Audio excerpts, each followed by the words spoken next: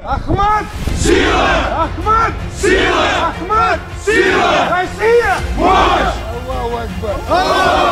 Ahmad! Sila! Takbir! Allahu Akbar!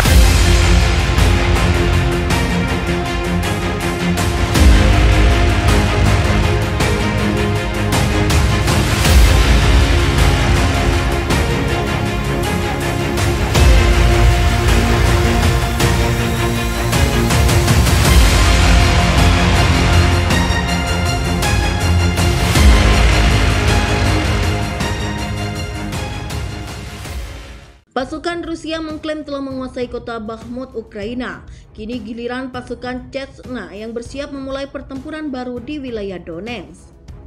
Akankah wilayah Donetsk bernasib sama seperti kota Bakhmut? Pemimpin Chechnya Ramzan Kadyrov menyampaikan pasukannya sedang mempersiapkan peperangan baru. Pernyataan itu disampaikan Kadyrov seusai tentara bayaran Rusia mengumumkan penarikan pasukan di kota Bakhmut. Kadyrov mengaku pasukan Chechnya mendapat perintah baru. Adapun perintah itu soal tanggung jawab merebut wilayah dan di Republik Rakyat Donetsk. Nantinya pasukan Chechnya mulai aktif di zona perang untuk membebaskan sejumlah area.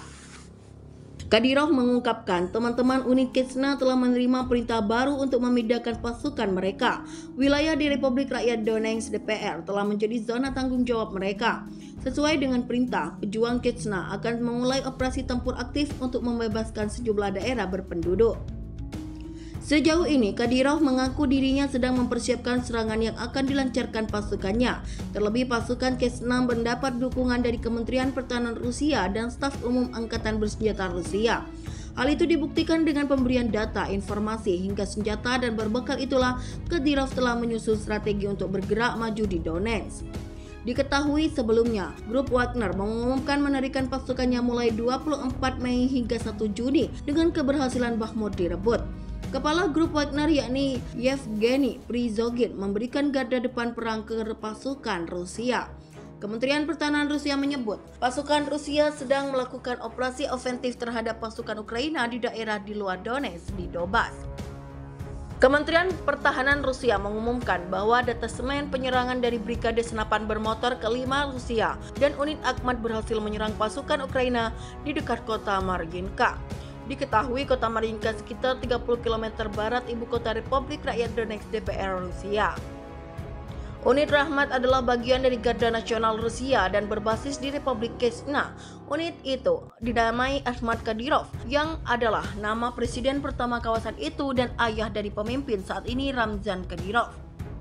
Laporan serangan yang berhasil itu datang seusai Kadyrov menyatakan pada hari Selasa bahwa unit Chechnya akan menghadapi pertempuran di DPR. Kementerian Pertahanan juga mengklaim bahwa Ukraina kehilangan 200 tentara di Donetsk, serta 3 kendaraan lapis baja dan 12 transportasi, 1 artileri dan 2 sistem peluncuran roket ganda. Yuri Olivirenko menyebut pasukan Rusia juga telah menghancurkan kapal perang Angkatan Laut terakhir Ukraina. Kapal pendarat era Soviet itu tenggelam oleh serangan presisi tinggi di kota pelabuhan Odessa. Ia menambahkan dalam 24 jam terakhir, pertahanan udara Rusia telah mencegat 12 rudal HIMARS buatan AS, serta 1 rudal Storm Shadow jarak jauh yang dipasok Inggris. Sejak dimulainya konflik di Donbas pada tahun 2014 yang dipicu oleh kudeta yang didukung Barat di Kiev, kota Maryiinka telah menjadi kota garis depan yang menampung benteng Ukraina yang kuat. Daerah itu juga telah digunakan oleh pasukan Kiev untuk berulang kali menembaki warga sipil di Donetsk. Hingga saat ini kota Bakhmut masih menjadi titik paling panas konflik bersenjata Rusia dan Ukraina. Militer Rusia berhasil memukul mundur pasukan Ukraina hingga keluar jauh dari kota di Republik Rakyat Donetsk. Menurut informasi yang diungkap oleh penasehat Kepala Republik Rakyat Donetsk Yan Gagin, unit militer Ukraina terus menembaki Bakhmut dari pinggiran kota.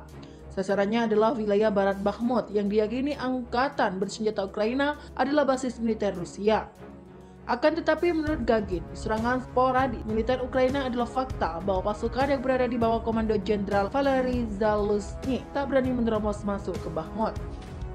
Dilansir dari kantor berita Rusia TASS, Gagin mengungkapkan bahwa militer Ukraina saat ini berada pada jarak yang cukup jauh dari kota dan terus berupaya menyerangnya dengan artileri, yang artinya mereka tidak berusaha memasuki atau merebut kembali kota.